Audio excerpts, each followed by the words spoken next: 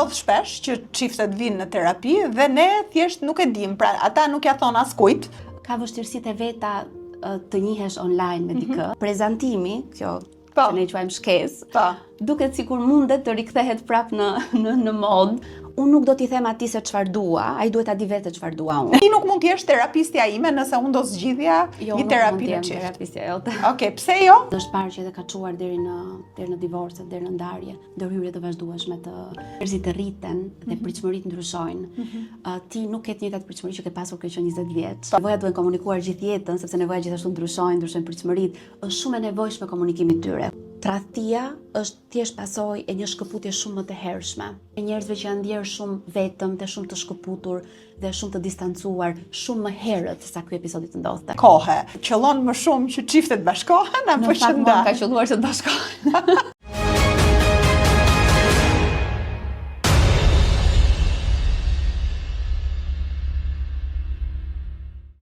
Përshëndetje dashur miq, mirë se vini në Elevate. Kam kënaqësinë t'ju njoftoj se ky episod sponsorizohet nga Lajthiza dhe Ring Center. Sot do të flasim për lidhjet në çift, për dashurinë, për martesën, por edhe për divorcin, i cili fatkeqësisht ka filluar që të bëhet i shpesht edhe në kulturën tonë shqiptare.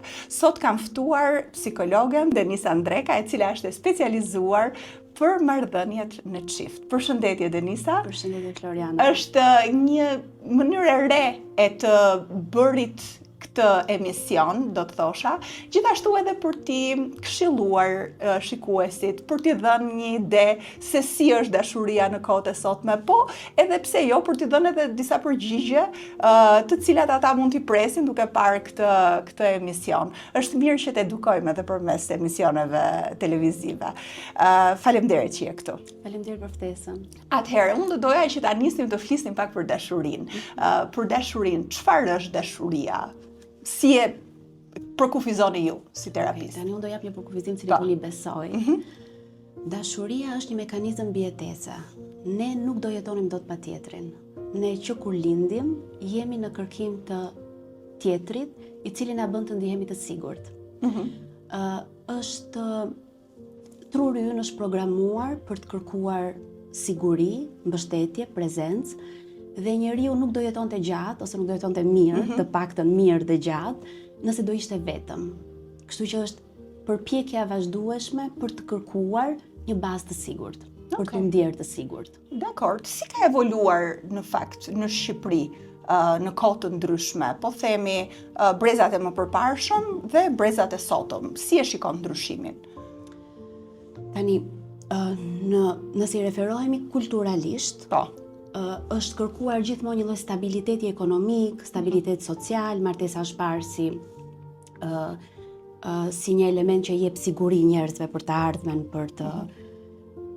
për të ndjerë më të sigurt në këto dy plane, pra ekonomik dhe social.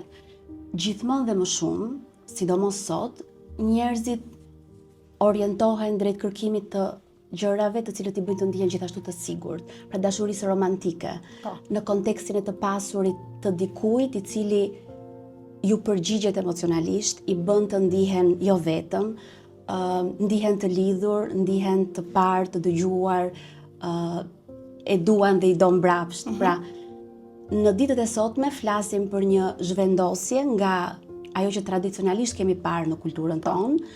Dhe kjo ndonjëherë krijon një lloj konfuzioni gjithashtu për shkak se ne jemi rritur nga prindër të cilët për brezin e tyre ka qenë normalizuar dhe martesat me shkësi, ku njerëzit njiheshin dhe martoheshin për shumë arsye të tjera, dhe mbasi dashuria romantike nuk ishte pjesë e këtij ekuacioni kur ato vendosin të ishin bashkë. Kështu që ka një lloj konfuzioni për shkak se ne akoma jemi rritur, kemi këtë brezin tjetër i cili e ka parë dashurinë një këndvështrim kom martesën, komplet një këndvështrim tjetër, dhe krijon një lloj konfuzioni ndonjëherë për çiftet të cilat ditët e sotme kërkojnë gjëra të tjera, janë më shumë në kontakt me veten e tyre, kërkojnë më shumë nga tjetri, kërkojnë më shumë nga vetja. Nga vetja, patjetër. Po si duket se ka ndryshuar raporti? Pra gjithmonë më shumë këto martesat me shkësi, po duket se po ulen në numër, vazhdon të ketë ende? Në fakt ka një ndryshim shumë të madh, se do i referohemi edhe 10 vite më përpara, kur referohemi takimeve të rinj që takojnë dating life, që quhet ditë sot në anglisht. Gjithmonë më shumë sot njerëzit njihen përmes aplikacioneve, përmes rrjeteve sociale. Jo sepse duan, po mbase sepse nuk ka shumë mundësi për të takuar ballë për ballë. Pse jo? Sepse njerëzit punojnë nga shtëpia, sepse kontaktet sociale janë zvogluar. Pa është kjo gjithashtu për t'ju përgjigjur kohës, pra është bërë si mënyrë tani më e shpejt, ndoshta dhe më e thjesht për të njohur njerëz, se më përpara ka funksionuar po aq mirë edhe kontakti fizik. Është një mënyrë më e zakonshme, po jo domosdoshmërisht më e thjeshtë. Pse jo më e thjeshtë? Po të paktën nga ajo që un kam parë, duket sikur ka vështirësitë e veta të njihesh online me dikë. Dhe ajo që kam parë është që prezantimi, kjo që ne quajmë shkesë, duket sikur mundet të rikthehet prap në mod, për shkak të, po jo shkesa në mënyrë tradicionale, se si e njohim tradicionalisht, po një lloj prezantimi për shkak se njerëzit refuzojnë ndonjëherë që njohja të jetë online, ose të jetë në aplikacione, virtualisht, dua të them. Kështu që shkesa nuk ka ikur krejtësisht nga moda, po jo, është ndryshuar, është transformuar, do thoya, ka evoluar në diçka tjetër. Dakor. Pra si një mundësi për të njohur natyralisht, le të themi, dhe jo përmes rrjeteve sociale ose virtualisht. Po jo shkesa tradicionale, pra nuk njihen, të paktën nga përvoja ime në punën me çiftet, nuk më ka qelluar të takoj njerëz që janë njohur në shkesinë tradicionale që ne e njohim si shkesë. Për sa i përket kësaj dating life, pra periudha e njohjes romantike dhe qëndrimit bashk, sa kohë zgjat në eksperiencën tënde me të diskutimet me çiftet? Po shumë individuale, varet nga rrethanat, njerëz të caktuar varet edhe nga mosha që kanë, sot është shtyr shumë dhe mosha e martesës, e angazhimit në lidhje më serioze. Kështu që varet nga koha që ato kanë në dispozicion për ta bërë këtë gjë. Ndonjëherë njohjet virtuale kërkojnë pak më shumë kohë se sa ato që ndodhin në mjedise të tjera, edhe ku njerëzit njihen paraprakisht me njëri tjetrin. Kështu që mundet kërkoj pak më shumë kohë një njohje më në distancë, se është virtualisht, dua të them. Tani çiftet që zgjedhin, sepse Tirana është bërë metropol dhe unë sa herë kam kontakte edhe me shoqet e mia më të reja, thonë që është e vështirë tashmë që të gjesh një partner në raport me më përpara. Duket sikur edhe jeta dinamike, edhe puna, edhe liria ekonomike, të gjitha kanë ndikuar që të mos ketë kaq shumë çiftëzime, po themi. Dhe a është tani e vështirë që të gjesh dikë? Domethënë, është më e vështirë dhe ku takohen këta njerëz? Unë besoj që është më e vështirë që të gjesh dikë. Nuk jam shumë e informuar për raportin djem vajza në ditët e sot me beqar që janë të gatshëm ose duan të njohin dikë, por besoj që bëhet e vështirë për shkak se njerëzit janë gjithmonë dhe më shumë më në kontakt me veten e tyre dhe din shumë mirë çfarë duan dhe din shumë mirë çfarë nuk duan. Dhe gjithashtu kanë ato standardet e tyre se çfarë pranojnë dhe çfarë nuk pranojnë. Kanë shumë të qartë dashurinë që po kërkojnë. Si është ajo dashuria, si është ai partneri që kërkojnë. Kështu që kjo e bën pak më të vështirë në fakt. Po kur nuk e gjejnë? Kur nuk e gjejnë, zgjedhja ndonjëherë është të paktën nga çfarë kam parë, është që të jenë dhe vetëm derisa ta gjejnë. Do me thënë nuk është se i ulin pritshmëritë më vonë, edhe përpiqen që të gjejnë atë që janë shumë të sigurt që duan, që janë shumë të qartë që duan. Dhe pastaj vjen edhe periudha që e njohjes edhe me prindrit, edhe fejesa, martesa më vonë, krijohen konflikte tek prezantimi i prindërve nëse prindrit nuk e pëlqejnë personin që fëmia ka zgjedhur. Ndonjëherë kur kufijt janë të paqartë, ka edhe konflikte. Edhe këto konflikte bëhen burimi i vazhdueshëm i konfliktit në çift deri dhe në divorce. Një ndarje shumë e qartë e kufijve mes çiftit dhe familjes. Vendime të cilat nuk ndërhyjnë tek njëri tjetri, mundet i ndihmojnë çiftet që të mos përballen me të tilla sfida, por ndonjëherë është e pashmangshme dhe është parë që edhe ka çuar deri në divorce, deri në ndarje, ndërhyrje të vazhdueshme të familjes. Të familjes në. Okej, pra këto fillojnë që në fillimet e marrëdhënies edhe mund të vazhdojnë edhe për te, apo jo? Po, mendoj që fillojnë që në fillimet e marrëdhënies sepse ka një çështje me kufijt brenda familjes. Pra një familje e cila e lejon veten të ndërhyjë dhe të marrë pjesë në vendimet e tua dhe të instruktojë dhe të detyroj të marrësh vendime të caktuara, nuk e fillon këtë gjë në martesë ose nuk e ndalon në martesë. Dakor. Është shumë më e hershme kjo gjëja dhe në martesë thjesht del në pa dhe krijon konflikte në çift. Okej. Pra një familje ndërhyrëse, nëse do e thonim kështu, është shumë më herët ndërhyrëse se sa momenti kur personi martohet ose kur fëmia martohet. Po. Pra kjo do përbënte një konflikt që çifti mund të ketë, domethënë, pra ajo faza një ndër konfliktet. Cilat janë konfliktet e tjera që hasin çiftet edhe shkaktojnë kriza? Konfliktet me cilat çiftet vinë në terapi janë konflikte nga më të zakonshmet. Që tek kemi konflikte kemi konflikte për shkak të komunikimit, pra nuk komunikojmë shumë qartë, nuk komunikojmë shumë mirë, dhe kjo bën që vazhdimisht të jemi në konflikte prej shumë vitesh, që tek situata ku ka ndërhyrje të jashtme, që tek episode të izoluara, le të themi të tradhtive, të njërit nga partnerët. Pra, arsye pse çiftet vinë në terapi janë të shumta dhe arsyet e konflikteve janë të shumta. Okej. Vetëm se në terapi përpiqemi të shikojmë pak më thellë, sepse konflikti nuk është asnjëherë konflikti. Pra për çfarë ne po konfliktohemi. Po çfarë është në këtë rast? Konflikti është një çfarë është për te konfliktit. Ka një shkëputje emocionale dhe një distancë emocionale që ka filluar shumë më herët se sa kaq. Dhe e cila është shumë e vështirë të shihet nga çiftet sepse janë shumë të fokusuar tek debati dhe tek diskutimi. Tani, Denisa, pse ndodh kjo distancë emocionale? Sepse kur dikush lidhet, janë shumë të dashuruar, janë shumë të përkushtuar mbas njëri tjetrit, e pastaj marrëdhënia fillon edhe ftohet avash avash. Pse ndodh kjo? Sepse mundet që në këtë marrëdhënie, në çift, të mos ketë komunikim të qartë të nevojave. Partnerët mund të mos jenë duke dëgjuar njëri tjetrin, ndonjëherë ne kemi të vështirë të dëgjojmë dhe veten në fakt, kështu që është punë më vete kjo, të dëgjosh veten, të artikulosh nevojat dhe të flasësh për nevojat e tua me tjetrin, që tjetri të jetë i qartë për çfarë kërkon ti. Dhe në disa çifte fatkeqësisht nuk arrin asnjëherë të krijohet kjo siguria dhe ndjesia e të qenit mjaftueshëm të lidhur për të zgjidhur gjërat. Dhe nga që ngecet aty, ka vazhdimisht konflikte edhe për do ma kalosh pak atë, ti nuk ma kalon, ma kalon që ka të gotën, se nuk ma kalon gotën, ti gjithmonë kështu bën, ti gjithmonë kështu je, ti nuk më dëgjon. Pra, pastaj konflikti është rreth gjërave të përditshme. E hape telefonin, nuk e hape telefonin. Unë të marrën telefon, ti nuk erdhe. Po këto janë gjëra të vogla që i has çdo çift. Kur fillojnë këto dhe bëhen më të mëdha? Shiko, konflikti në vetvete nuk është problem në fakt. Po. Pra, nuk është problem se çifti ka konflikte. Mënyra se si qasemi ne konflikte dhe si e zgjidhim konfliktin, ajo është çështja. Një konflikt mund të shërbejë si një element i cili tregon sa i fortë është çifti.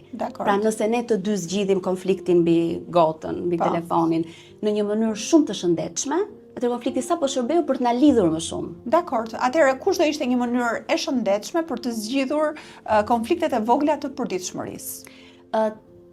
Të ndalojmë si fillim, të ngadalsojmë, të kuptojmë se çfarë është ngacmuar brenda meje kur ndodhi ky ndërveprim i vogël këtu, çfarë u ngacmua brenda meje dhe çfarë më lëndoi vërtet, dhe të flas për lëndimin.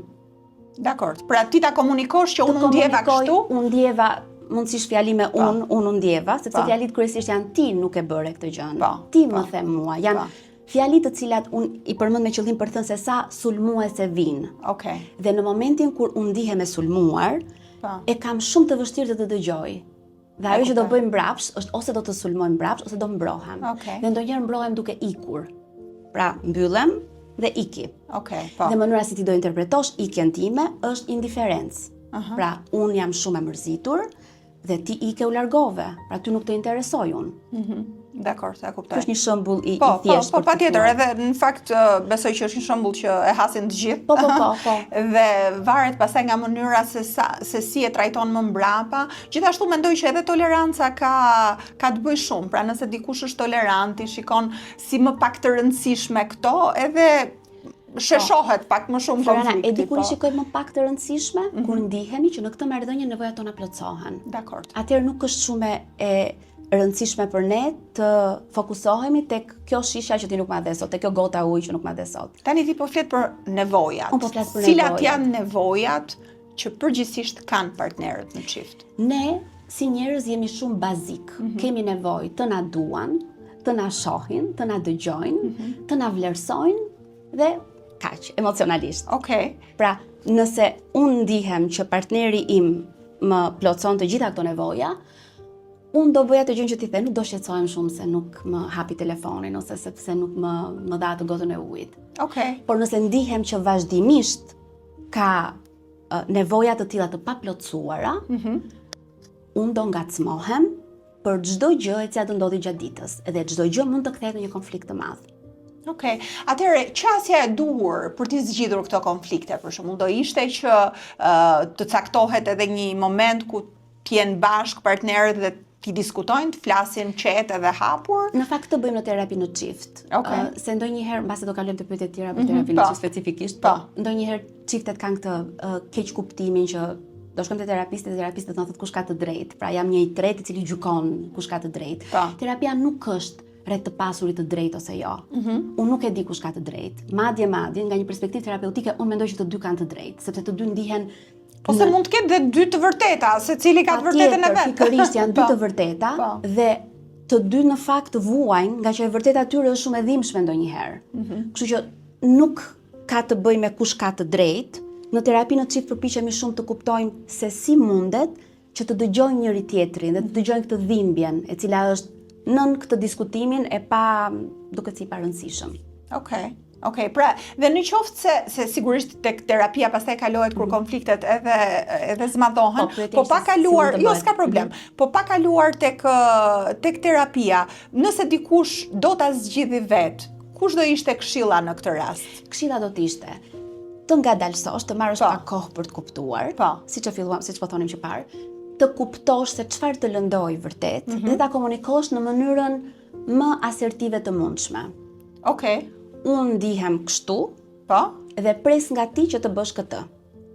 Një nga gjërat që çiftet e kanë, që vjetër gjithashtu në terapi, është që unë nuk do t'i them atij se çfarë dua, ai duhet ta di vetë çfarë dua unë. Është një keq kuptim. Në fakt, as ne vetë ndonjëherë nuk e dim se çfarë dua. Po tjetri duhet ta di se çfarë di ama. Dhe ne unë them ndonjëherë që nuk i kemi të shkruar nevojat me titra edhe me ballë dhe tjetri lexon dhe shumë duhen thënë si dihesh. Dhe e di sa shumë duhen thënë dhe sa herë duhen thënë. Do me thënë, edhe nëse çifti ka 50 vite bashk, nuk duhet të ndalojnë së thëni nevojën. Pra të ndalosh, të ngadalësosh, të kuptosh çfarë nevoje kam, dhe ta komunikosh tjetrit që unë ndihem kështu dhe kam nevojë për këtë, të ndihmon që tjetri të paktën të dëgjojë. Ndonjëherë njerëzit thonë, shiko, po unë e bëj këtë gjë, ai nuk reagon gjithsesi, ose ajo nuk reagon gjithsesi.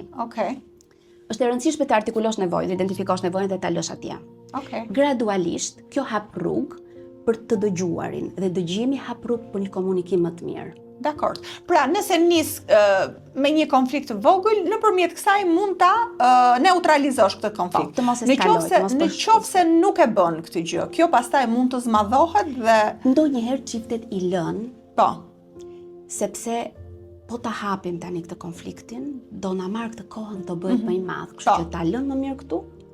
Të lënit këtu në një cep është një akumulim gjërash të pasgjidhura. Gjërat përditshme le themi, po dhe nevojat të pafolura dhe të pashprehura. Dhe ky mjedis nuk bëhet më një mjedis i sigurt për asnjërin nga partnerët. Njëri nga partnerët mund të ndihet shumë, too much, like sikur po flet shumë, po e persekuton tjetrin, po përndjek si themi në terapi, dhe tjetri mund ndihet i tërhequr, i mbylluri, sepse ndërkohë që njëri ngres zërin që dëgjohet, tjetri mbyllet dhe ikën që të mos i hedh më benzinë zjarrit. Dakor. Dhe kjo dinamik, që ne quajmë cikli negativ, e përsëritur, çon në konsumimin dhe ezaurimin e të dy partnerëve dhe të çiftit dhe të marrëdhënies. Po. Dhe tani me që jemi te konfliktet, sepse konfliktet janë epiqendra e diskutimit sigurisht edhe në marrëdhëniet në çift, kur partnerët nuk e ndjejnë se kuptohen me njëri tjetrin. Kjo mund të vijë në një fazë më të vonë, krahas asaj fazës dashurisë edhe romancës që është shumë e bukur dhe gjithçka duket perfekte. Pastaj, për t'ja komunikuar se njeriu ka nevojë të shprehet, ku shkojnë djemt dhe vajzat ose burrat dhe gratë? Shkojnë tek shoqet e tyre, shkojnë tek shokët e tyre, ku i shprehin ato që ndjejnë? Kulturalisht, po jo vetëm kulturalisht, djemt e kanë pak më të vështirë të flasin. Edhe i mbajnë për brenda. Për djemt është mësuar roli i të fortit nëse nuk flet edhe nëse nuk je vulnerabël, edhe nëse nuk flet për frikrat. Okay. Ndërsa vajzat e kanë pak më të thjeshtë për ta bërë këtë gjë. Flasin me shoqet, flasin me prindrit, flasin me të afërmit, flasin me njerëz që ndjejnë sikur i dëgjojnë. Pra i diskutojnë dhe me prindrit. I diskutojnë dhe me prindrit. Por ama duket sikur e folura në këtë rast është një mekanizëm për të shkarkuar dhe për të jashtëzuar gjithë dhimbja që shkakton kjo gjëja. Ama nuk ndihmon çiftin që të lidhet dhe të gjejë një ur komunikimi dhe të mund të ndërtoj këtë distancën dhe të reduktoj distancën që është krijuar. Okej, po aq më tepër që duket pastaj sikur edhe po të flasësh me dikë tjetër, edhe problemet e tua i çon tjetër kund, edhe ndoshta partneri mund të ndihet pak i tradhuar në këtë rast, sepse po del gjëja përtej çiftit, apo jo? E kuptoj, po. Kjo është e vërtet në disa raste, për disa njerëz që e perceptojnë si tradhti, zhgënjehen. Po. Për disa të tjerë nuk është çështje. Varet se si e percepton individi këtë gjë, nëse është pra nuk e kanë problem nëse diskutohen tjetër kund. Është shumë individuale, është shumë subjektive. Përveç konflikteve të vogla të jetës së përditshme, cilat janë konfliktet e tjera? A është konflikti për financat, po themi, një konflikt i rëndësishëm në marrëdhëniet në çift? Ose i shpesht? Nga çfarë un kam parë del në disa raste, edhe del kryesisht një lloj ndarje në fakt, ose e pabarabartë e financave, ose mekanizmave që do kanë zgjedhur si të menaxhojnë financat e tyre. Por sërish, unë edhe kur e dëgjoj këtë si çështje, unë mendoj që siguria është diku tjetër, ose mungesa e sigurisë. Okej. Pra është sërish çështje sigurie, sa e sigurt ndihem unë me ty si partner. Okej. Dhe nëse kjo, sa e sigurt ndihem unë me ty, përgjigja është po, atëherë financat për mua janë më të zgjidhshme. Ne mund të gjejmë një rrugë të përbashkët për ta zgjidhur. Çështjen e financave. Dakor. Pra, po vendimet në përgjithësi, a duhet çiftet të komunikojnë që herët pritshmëritë e tyre, apo vinë edhe me kohën, se duket sikur disa gjëra që nuk komunikohen që në fillim të marrëdhënieve, pritshmëritë edhe ndryshojnë, po disa pritshmëri kryesore, a duhen komunikuar që në fillim, që ti thuash unë pres këtë gjë nga partneri im, ose tjetrit thot anën e tij. Kjo është shumë e nevojshme, por siç ti e the shumë bukur, njerëzit rriten dhe pritshmëritë ndryshojnë. Ti nuk ke të njëjtat pritshmëri që ke pasur kur ke qenë 20 vjeç. Unë nuk kam të njëjtat pritshmëri që kam pasur kur kam qenë 20 vjeç, kështu që patjetër që me rritjen, me njohjen e vetes dhe me rritjen, prandaj themi që nevojat duhen komunikuar gjithë jetën, sepse nevojat gjithashtu ndryshojnë pritshmëritë, është shumë e nevojshme komunikimi i tyre. Kurdo që ti identifikon që ty të bën të ndihesh mirë diçka tjetër dhe jo më ajo që dikur të bënte të ndihesh mirë. Që është shumë e rëndësishme kjo gjëja, po nëse ka një distancë edhe një shkëputje në këtë marrëdhënie, është shumë e vështirë që unë të shoh partnerin si personin e sigurt që mund të them shiko, pritshmëritë mia kanë ndryshuar, unë kam nevojë për këtë gjë tjetër. Pra dua të them që ka një disconnection, një shkëputje shumë më herët. Dhe pastaj ndodhin që njerëzit rriten në drejtime të ndryshme dhe shkojnë në drejtime të ndryshme, pa pasur mundësi të komunikojnë se si rriten. Tani kjo ndodh që mbasi çiftet martohen, pritshmëritë ndryshojnë, njerëzit ndryshojnë, jo gjithmonë e kanë atë komunikimin e duhur për t'i diskutuar gjërat dhe marrin drejtime të ndryshme. Kur marrin drejtime të ndryshme, si është e mundur që prap të bashkëjetojnë dhe të vazhdojë martesa, duke bërë një pjesë të kohës jetë ndryshme. Shiko, jo domosdoshmërisht, pra të rritesh në drejtime të ndryshme, kjo nuk është diçka negative, nuk është gjë e keqe të rritesh Jo, në bën drejtime të ndryshme. secili atë jetën e vet. Madje ndonjëherë mund të jetë komplementare, pra Okej. duke pasur gjëra të ndryshme ju plotësoni njëri tjetrin.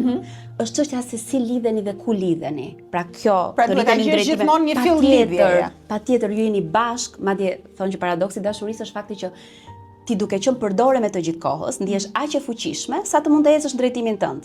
Po gjithkohës afër edhe pranë tjetrit, pranë partnerit, pranë personit që të bën të sigurt. Pra nuk ndodh që me ndarje ndodhin patjetër gjëra të këqija për Jo, çiftin. unë po pyes nëse nuk ka më një fill lidhës. A është e mundur pastaj ta shpëtosh martesën? Varet se sa kohë ka që ndodh kjo gjëja.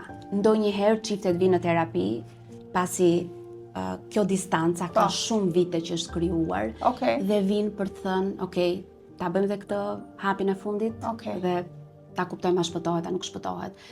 Në fakt ka nevojë për gatishmëri dhe gatishmëria mundet t'i bëjë çiftet të përpiqen dhe të kuptojnë a ka një pikë të përbashkët, a mundet të bashkohemi prapë përveç se ka gjëra që na ndajnë edhe ka qenë shumë e vështirë në vitet e fundit lidhja, pikat e përbashkëta, po duhet gatishmëria.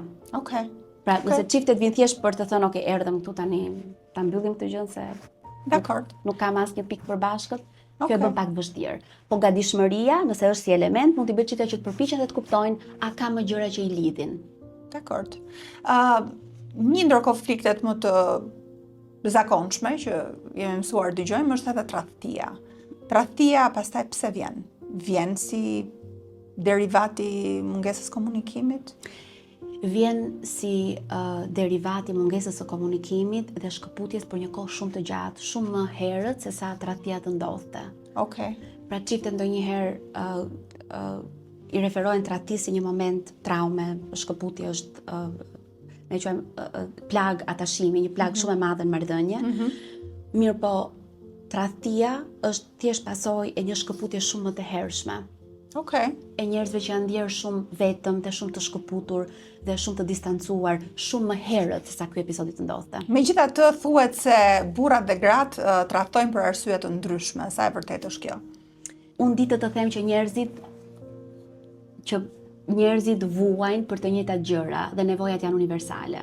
Pra kur them që dikush ka nevojë të shihet, si një burr, si një grua ka nevojë të shihet, edhe të dëgjohet, edhe të vlerësohet, dhe të ndihet i rëndësishëm, dhe të duhet. Kështu që këto janë nevoja shumë universale që nuk do i ndaja dot në burra dhe gra. Por patjetër që nevojat caktuara mund të dominojnë dhe mungesa e plotësimit të kësaj nevoje në një marrëdhënie mund të çojë që njëri të zgjedh rrugë të caktuara. Patjetër që për burrat mbase kulturalisht tradhtia është parë si më pak problematik. Për një burrë është më e thjeshtë ta kaloj si gjë, sa për një grua është një njollë e madhe morale. Është kulturale si përkufizim. Dakor. Por intimiteti është një pjesë shumë e rëndësishme e marrëdhënies në çift, përveç komunikimit, sigurisht edhe marrëdhënia që ata kanë intime ndikon shumë pastaj, po në fillim është shumë e fortë. Pse zbehet me kalimin e kohës? Sepse njerëzit ndonjëherë fillojnë edhe partnerët ndonjëherë fillojnë dhe marrin tjetrin të mirëqen dhe supozojnë dhe pushojnë se qeni kurioz për tjetrin. Pra kurioziteti është një element i cili na ndihmon shumë në jetën e përgjithësi dhe na ndihmon shumë në marrëdhënien e çift. Pra çiftet pas një kohe të gjatë bashk fillojnë dhe supozojnë që unë e di se çfarë ofron ti edhe ndaloj aty.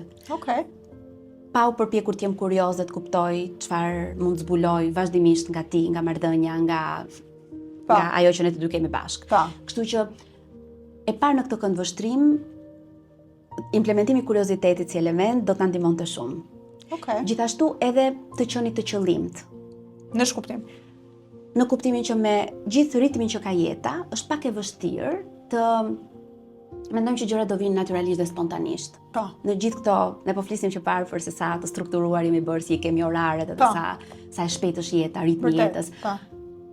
Intimiteti fizik duhet gjithashtu të jetë i qëllimt, takimet për të folur për gjërat intime, edhe intimiteti emocional gjithashtu, duhet të jetë i qëllimt dhe i programuar gjithashtu. Pra duhet ketë një programim, sepse kur flasim për programim, shpesh mendojmë që ja heq atë spontanitetin, duket si një gjë e fiksuar, megjithatë kjo ndihmon gjithsesi, apo jo? Ndihmon sepse arsyeja pse pak të njerëzit referojnë që mungesa ose pak të rrallimi i intimitetit fizik dhe emocional lidhet me faktin që janë shumë të ngarkuar dhe nuk gjejnë hapësirën dhe kohën. Kështu që programimi ndihmon shumë që kjo gjë të ndodhi pavarësisht ritmit të jetës dhe pavarësisht hapësirës dhe kohës. Okej. Pra ti duhet programosh qoftë edhe një darkë, një takim dashuror, të qenit intim, gjithçka është mirë që të programohet, ë? Po. Dhe diskutohet. Edhe pse duket pak robotike në... Nuk është robotike, ofron një hapësirë, ofron një hapësirë e cila ndihmon çiftet të ushqejnë jetën e tyre romantike, njëri tjetrin dhe veten. Çifti martohet dhe pastaj vinë fëmijët në jetë, sigurisht edhe dinamika ndryshon. A i lidh fëmia çiftin më shumë? Pra, sepse kanë një qëllim të përbashkët, për të fokusuar tek familja, apo ka raste që dhe i ndan? Ardha në jetë e fëmijëve është një ngjarje madhore jetësore, e cila shoqërohet patjetër me shumë gëzim, por edhe me shumë përgjegjësi të shtuara. Që me shtimin e përgjegjësive shtohen këto detyrat dhe të qenit bashkë bëhet e vështirë. Prandaj thashë do të jetë e qëllimshme, të qenit bashkë bëhet shumë e vështirë. Nëse i lidh për një qëllim të përbashkët që është prindërimi. Çiftin nuk duket që e lidh. Çiftin mundet ta ngarkojë me përgjegjësira të reja dhe lë më pak hapësirë për çiftin në fakt.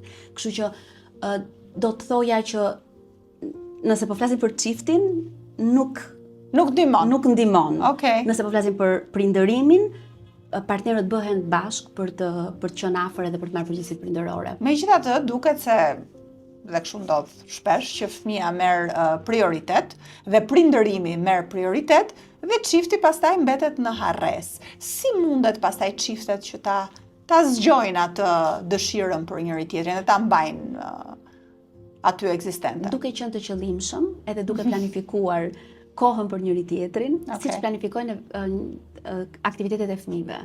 Pra të marrin një dado, t'i vi mamaja, vjera, dikush, të mbajë të krijojnë hapësirën, siç krijojnë hapësirë për fëmijët. Domethënë, çifti, prindrit krijojnë hapësirën për fëmijët me gjithë agjendat dhe ndjekin gjithë agjendat që kanë fëmijët, ndonjëherë më shumë se një fëmijë.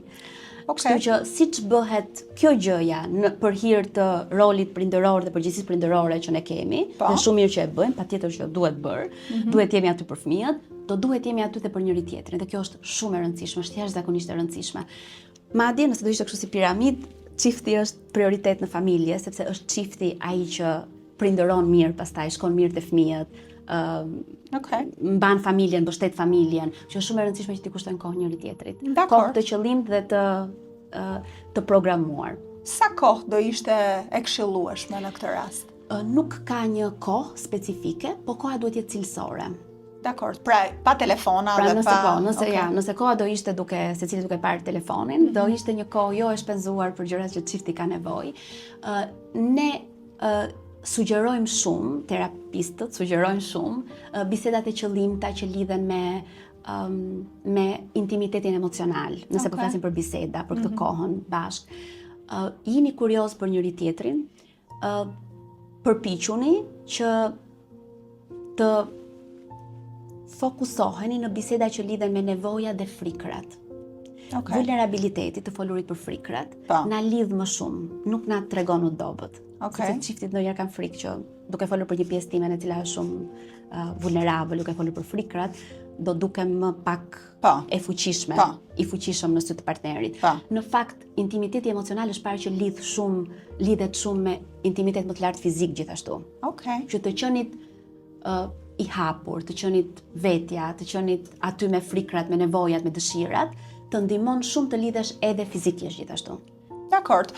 Përveç kësaj kohës që duhet planifikuar patjetër, po telefonatat e shpeshta gjatë ditës, mesazhet, a janë të këshilluara për ta mbajtur gjallë dhe marrëdhënien? Ka disa çifte që janë shumë të ngjitur mbas njëri tjetrit, edhe shumë të varur nga njëri tjetri gjatë gjithë kohës, sidomos në fazat e fillimit, por a është e shëndetshme gjithashtu që ta ruajnë komunikimin për gjatë ditës apo nuk ka të bëjë? Është e shëndetshme derisa për njërin nga partnerët kjo nuk është Problem.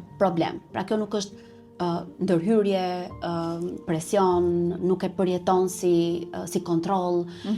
Çfarë do lloj mënyre që çiftet zgjedhin për të ndjerë më afër njëri tjetrit dhe është okay për të dy, funksionon, dhe nëse ju funksionon ju shërben natyre, atëherë funksionon. Pra nuk ka një recetë, është gjeni mënyrat për që në afër njëri tjetrit në mënyrën që bën për ju. Okej. Edhe nëse kjo është çdo një orë. Dakor. Duke qëndruar tek konfliktet, gjithashtu një konflikt që është i njohur është edhe ndërhyrja e familjeve përkatëse në jetën e çiftit. Kjo ndodh rëndom, sidomos problem më shumë është me vajzën, ku vjera ose vjerri mund të ndërhyjnë dhe mund ose të jetojnë bashkë ose edhe kur nuk jetojnë bashkë ka ndërhyrje. Në këtë rast, kush është zgjidhja për ta tejkaluar këtë problem? Inkurajimi i çiftit që të kenë kufi më të fortë dhe të funksionojnë si një çifti, si një sistem më vete, edhe i shkëputur nga familja. Kjo gjë mund të ndodhë edhe nëse jetojnë në të njëjtën hapësirë. Dakor. Pra, përpjekja për t'i mbajtur të tjerët larg vendimeve, të dy bashk, për t'i mbajtur të tjerët larg marrëdhënies së tyre. Po. Larg aktiviteteve të caktuara që janë dedikuar specifikisht për marrëdhënien e tyre. Pra nëse kemi një date dhe dikush na bashkohet si drejt, ndërkohë nuk është shumë e sugjerueshme që të përdoren këto hapësirat përbashkëta për të pasur njerëz të tjerë, sidomos në rastet kur familjet mund të jenë shumë ndërhyrëse. Pra krijimi dhe i këtyre kufimëve të qartë edhe ruajtja e këtyre kufimëve, se kufimët janë gjithashtu të lëvizshëm, kështu që përpjekja për t'i mbajtur këto kufim vazhdimisht aty, ndihmon çiftin që edhe pse mund të gjenden për arsye të ndryshme në të njëjtën familje, në të njëjtën shtëpi me njerëz të tjerë, të ruajnë marrëdhënien e tyre si një sistem më vete në gjithë të sistemin e madh. Okej, por duhet jenë të dy partnerët të gatshëm për ta bërë këtë, se ndonjëherë e kërkon vetëm njëri dhe tjetri nuk është aktiv në zgjidhjen e këtij problemi. Nëse do flitej për këto raste, unë do isha që partneri i cili nuk është shumë i gatshëm për ta bërë këtë gjë, të dëgjonte partnerin tjetër. Ndërkohë që partneri tjetër i flet për nevojat që ka për t'u lidhur më shumë, sepse ndonjëherë çështje të tilla bëhen konflikte me familjen, më shumë se sa diskutime mes çiftit, që ne të dy çfarë duam. Cila është kjo koha jonë që ne duam bashkë, janë këto vendimet tona që ne i duam bashkë. Pra, më shumë se sa komunikimi i çiftit bëhet si të merremi dhe të komunikojmë ose të përpiqemi të zgjidhim gjërat me njerëz që janë jashtë kësaj marrëdhënie. Mendoj që gjërat zgjidhen në këtë marrëdhënie. Dhe me komunikimin në këtë marrëdhënie ndihmohet çifti që të ketë kufin më të qartë. Kur këto konflikte pastaj zmadhohen edhe nuk ka patur zgjidhje, sidomos për një kohë të gjatë, pastaj çifti mendon edhe divorcin. Në eksperiencën tënde të punës me çifte në vite, cilat kanë qenë shkaqet më të mëdha të kërkimit të divorcit? Kanë qenë edhe konflikte familjare, për ta nisur nga pra familje shumë ndërhyrëse deri në pikën ku çifti nuk mundet më të jetë si një sistem i vetëm, i veçuar brenda familjes. Kanë qenë mungesat të vazhdueshme të komunikimit dhe distancat të krijuara shumë herët, siç thash, deri në pikën ku çifti nuk ndjen më që ka asgjë të përbashkët, dhe ndonjëherë janë tradhtit. Pra këto janë edhe me çështjet më të... A tejkalohen tradhtit? Tradhtit tejkalohen shumë më shumë nga ç'mendohet se tejkalohen në fakt. Tradhtia nëse trajtohet në kohë edhe trajtohet siç duhet, është një plagë e madhe në fakt, edhe merr kohën e vet që partnerët të shërohen nga kjo, të dy partnerët të shërohen nga kjo që ndodh, por tradhtit patjetër që tejkalohen, edhe çifti madje nga një tradhtie dhe nga një shërim i një tradhtie mundet të kuptojë sa të fortë janë edhe sa rezilient janë edhe sa shumë bashkë mund të jenë pavarësisht sfidave. Tani, a e pranon kryesisht gruaja tradhtinë e burrit apo dhe burri mund ta pranoj dhe mund ta tejkaloj tradhtinë e gruas? Në përvojën time, unë nuk kam një ndarje gjinisht burrit dhe gruaja, sepse nuk kam. Sepse në përvojën time ka qenë e njëjtë. Nga të dy. Nga të dy. Kjo është surprizuese deri diku. Mendoja që pranohej më shumë nga gratë.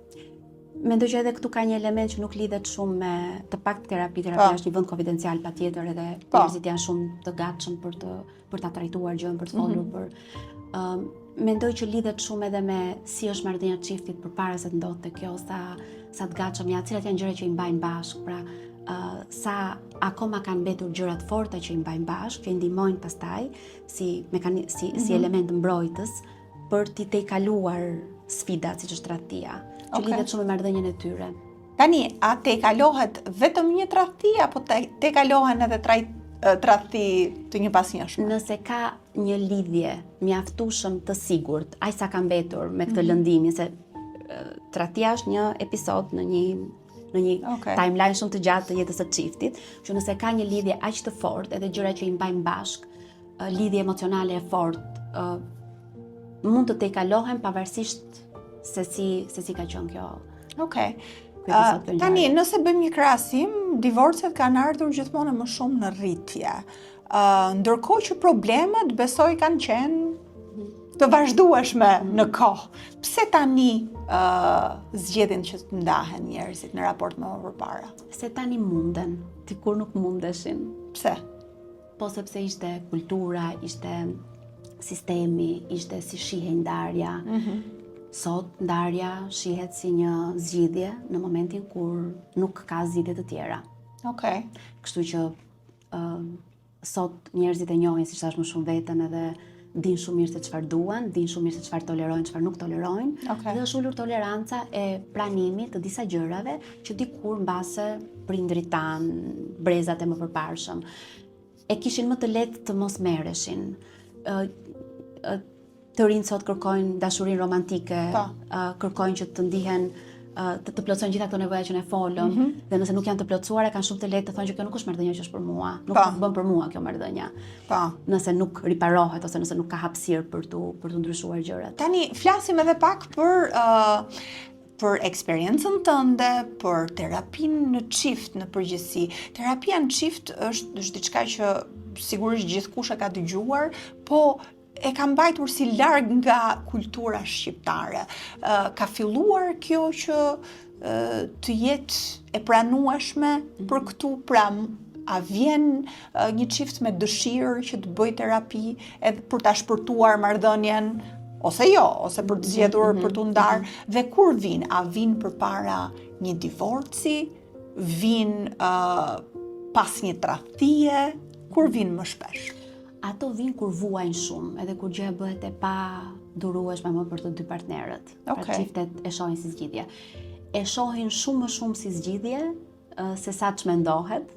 Pra terapia në çift mbase nuk flitet shumë, edhe nuk flitet. Nuk e di nëse njerëzit e ndajnë me njerëzit që kanë rrotull, po terapia në çift është një zgjedhje për shumë çifte.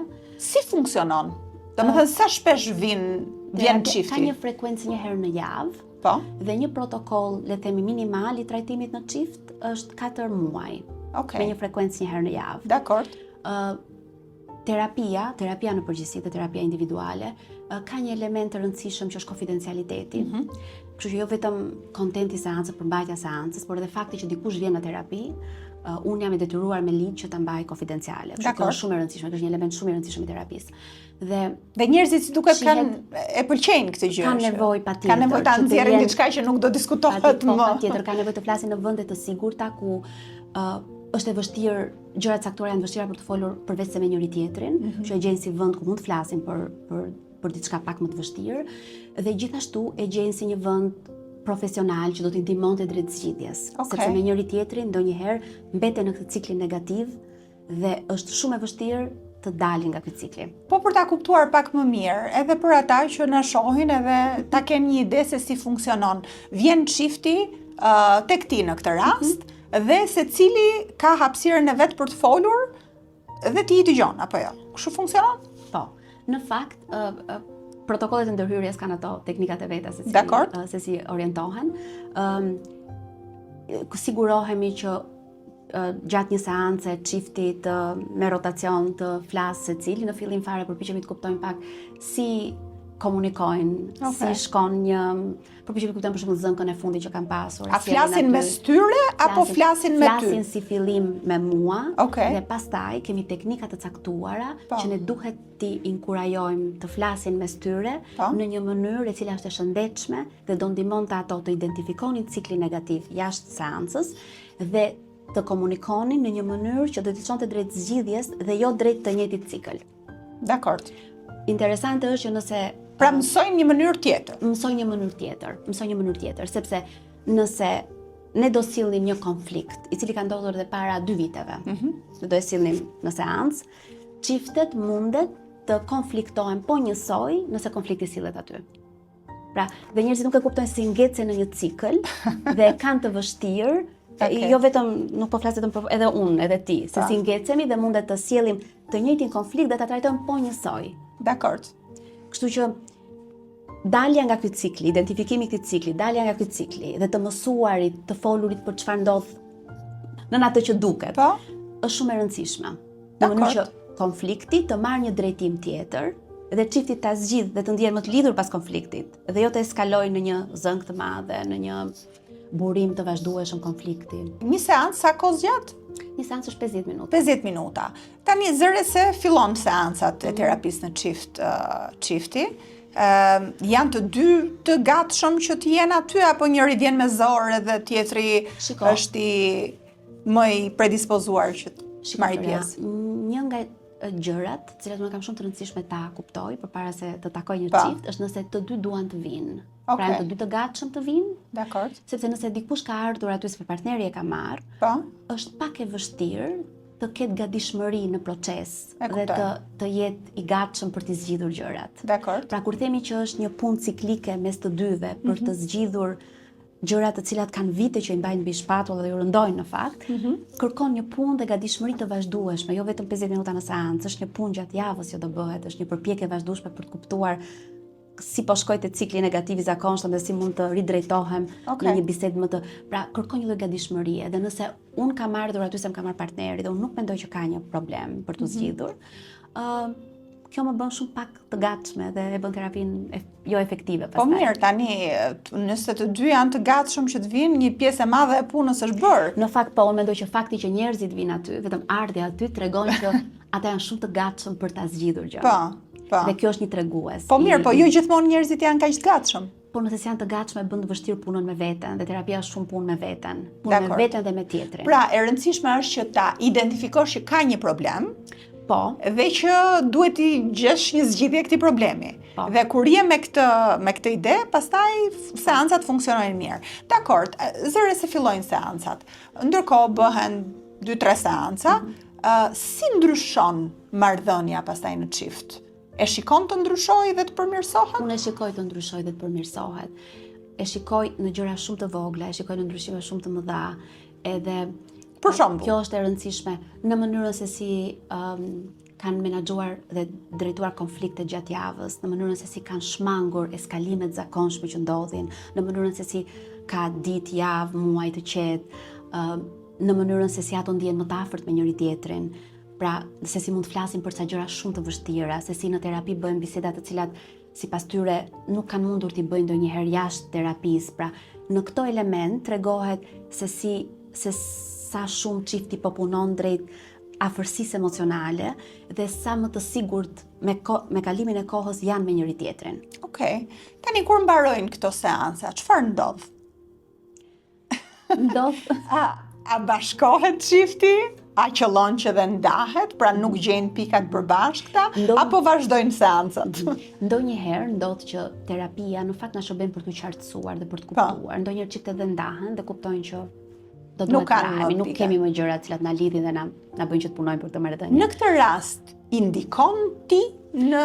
Unë në fakt nuk marr vendim për askënd, sepse unë nuk mund të marr vendim për to. Okej. Por qartësia që jepet në seancë e ndihmon çiftin për të kuptuar dhe për të marrë ato vendimin. Pra vendimi nuk është i imi, nuk mund të jetë i imi. Dakord. Pra ti nuk ndikon fare në vendimarrjen e tyre. Dakord. Por çfarë ndodh gjatë kësaj kohe? Qëllon më shumë që çiftet bashkohen apo që Në fakt, ka qelluar se të bashkohen.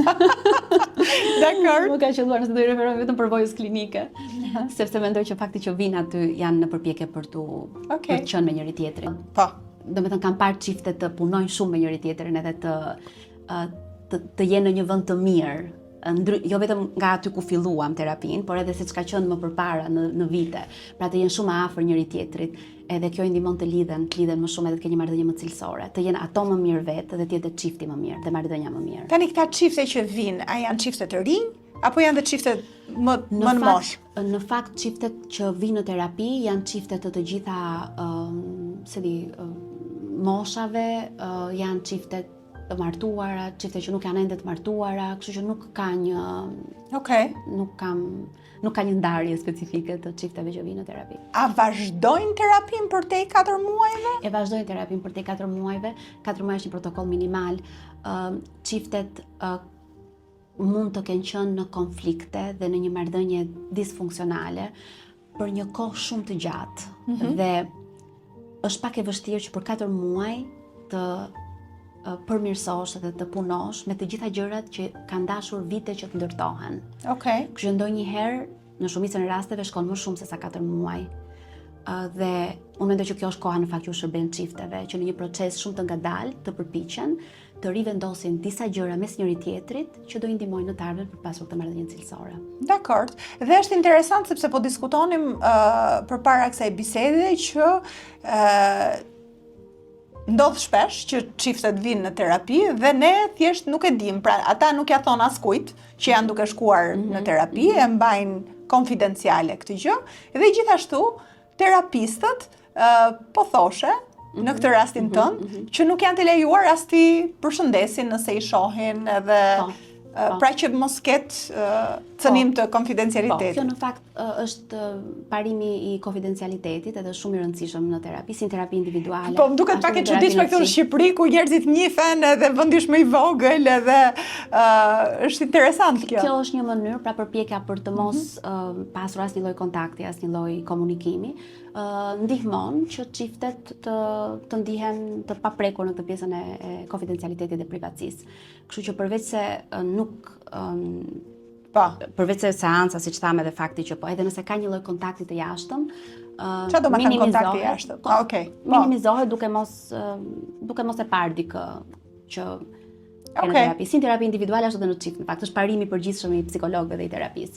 Përpiqet që të mos kesh asnjë lloj kontakti me klientin jashtë zyrës së terapisë. Okej, dhe po thoshe që edhe ne, për shembull, që jemi takuar, kemi bërë këtë bisedë në emision, pra ti nuk mund t'jesh terapistja ime nëse unë do zgjidhja një terapi në çift. Terapistja jote. Okej, pse jo?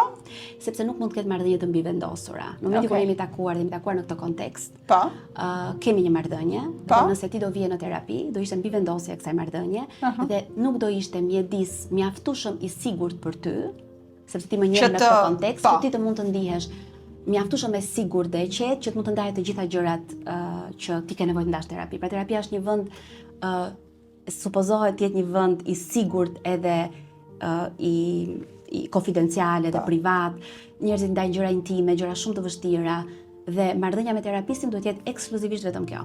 Dakor, shumë interesant kjo. Më pëlqeu gjithë kjo mënyrë që ndoshta jo të gjithë e njohim edhe e dim se si funksionon, por unë mendoj që sigurisht është më mirë që njerëzit qëndrojnë bashkë se sa të ndahen, edhe pse ndarja shpeshherë është një zgjidhje, po për ta përmbyllur, çfarë do sugjeroje ti për sa i përket çifteve? Të vinë edhe ta provojnë terapin përpara se sa ti marrin vendimet vet? Unë sugjeroj që çiftet të kërkojnë ndihmë profesionale, të vinë në terapi shumë më përpara se sa gjërat të bëhen shumë të lodhshme. Ndonjëherë çiftet kërkojnë ndihmë kur gjërat janë bërë çiftet janë të konsumuar, janë e zauruar, shumë e vështirë të punohet në ato kushte. Okay. Nëse ka një gjë për të zgjidhur, të mos lënë këtë, si tham, këtë të akumulohen gjërat aty të pazgjidhura. Dakord. Është mirë të përpiqen të zgjidhin me njëri tjetrin, dhe nëse nuk do munden të zgjidhen me njëri tjetrin, të drejtohen tek ndihma profesionale. Pa u bërë gjërat aq të vështira sa të mos kenë as fuqi që të zgjidhin. Okej, pra dëshira tjetë aty, dëshira dhe predispozita për të zgjidhur dhe për të shpëtuar marrëdhënien. Për të shpëtuar marrëdhënien. Dakord, faleminderit shumë për këtë bisedë. Shumë faleminderit. Shumë informuese edhe për mua, po besoj edhe për shikuesit, edhe kushdo që ka një dilemë, pse jo ta ndjeki dhe të kërkoj edhe ty. Faleminderit shumë. Faleminderit.